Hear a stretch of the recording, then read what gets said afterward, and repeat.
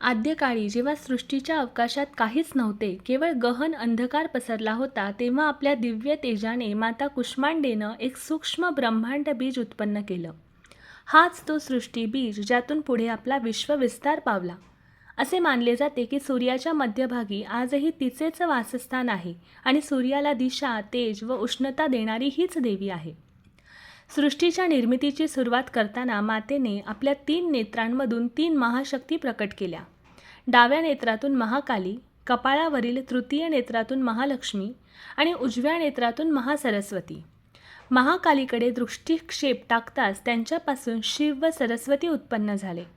महालक्ष्मीकडे दृष्टिक्षेप टाकताच ब्रह्मा व लक्ष्मी उत्पन्न झाले आणि महासरस्वतीच्या दृष्टीतून विष्णू व शक्ती उत्पन्न झाले. त्यानंतर मातेनं शंकराला शक्ती, विष्णूला लक्ष्मी आणि ब्रह्माला सरस्वती अर्पण करून त्यांना सृष्टीच्या निर्मिती, पालन व संहाराची जबाबदारी सोपवली.